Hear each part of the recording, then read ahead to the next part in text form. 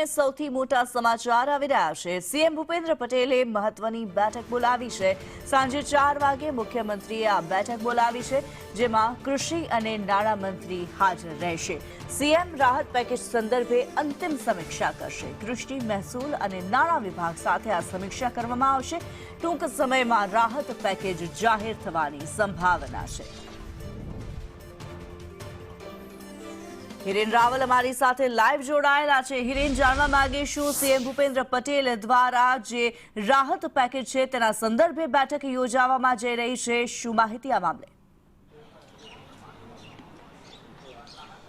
આજે 4 વાગે મુખ્યમંત્રી ભૂપેન્દ્ર પટેલની અધ્યક્ષતામાં આ બેઠક યોજાશે। મોટે ભાગે આ પેકેજને આખરી ઓપ આપી અને એને ફાઇનલ કરવામાં આવશે।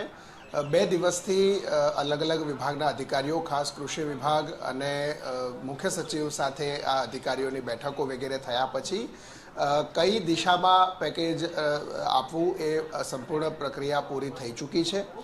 થોડા સમય પહેલાં જ કૃષિ મંત્રીએ પણ બેઠક કરી હતી કૃષિ વિભાગના અધિક મુખ્ય સચિવ સાથે, અને એ પછી 4 વાગે રાજ્યના મુખ્ય સચિવની પણ બેઠકમાં હાજર રહેશે। કૃષિ મંત્રી જીતુ વાઘાણી, નાણામંત્રી કનુભાઈ દેસાઈ અને અધિકારીઓ હાજર રહેશે। મોટે ફાઇનલ પેકેજ જે છે તે આજે તૈયાર કરી દેવામાં આવશે અને એના આધારે આગામી 2 દિવસની અંદર કૃષિ પેકેજ રિલીઝ કરવા અંગેનો નિર્ણય કરવામાં આવશે।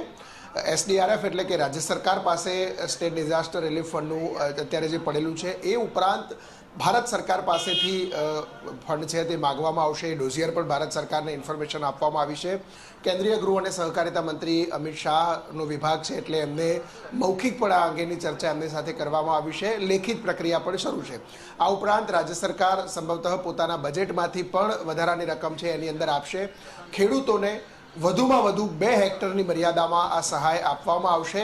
33% કરતાં વધુ નુકસાન થયું છે એવા તમામ ખેડૂતોને 100% નુકસાની ગણી અને એમને સહાય છે તે આપવામાં આવશે। આગામી જાહેર થયા પછી લગભગ 1 થી સવા મહિનાની અંદર આ પ્રક્રિયા પૂરી થાય એ માટેની તૈયારી પણ વિભાગે કરેલી છે। 4 વાગે બેઠકમાં એની સંપૂર્ણ તૈયારીઓ એટલે કે આખરી ઓપ છે આપવામાં આવશે। 42 લાખ હેક્ટર કરતાં વધુ વિસ્તારની અંદર આ નુકસાની છે, એટલે કે કુલ વાવેતરના 50% કરતાં વધુ વિસ્તાર છે એ અસરગ્રસ્ત થયેલો છે। ખાસ દક્ષિણ ગુજરાતમાં શેરડી સહિતના પાકો છે, એમાં પણ પહેલી વખત આ પ્રકારે નુકસાની અને નુકસાનીના કારણે વળતર આપો એ પ્રકારની માંગણી સામે આવેલી છે, એટલે એ ખેડૂતોને પણ ત્યાં સહાય કરવામાં આવશે। બાગાયતી પાકો છે અને બહુવર્ષીય પાકો છે જેમાં નુકસાની દેખાઈ હશે, એવા પાકોમાં પણ સરકાર વત્તા ઓછા પ્રમાણમાં સહાય આપશે। જી, ધન્યવાદ હિરેન આ માહિતી માટે।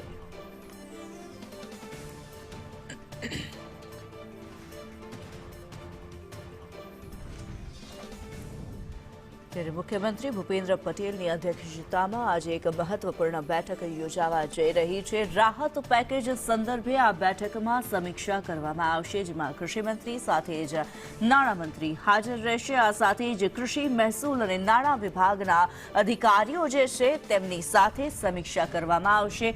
જે પ્રકારે કમોસમી વરસાદ, માવઠાના મારના કારણે થઈને ખેડૂતોની કમર ભાંગી છે, પાક નુકસાનીની સહાય માટે થઈને આ સમીક્ષા બેઠક કરવામાં આવી છે।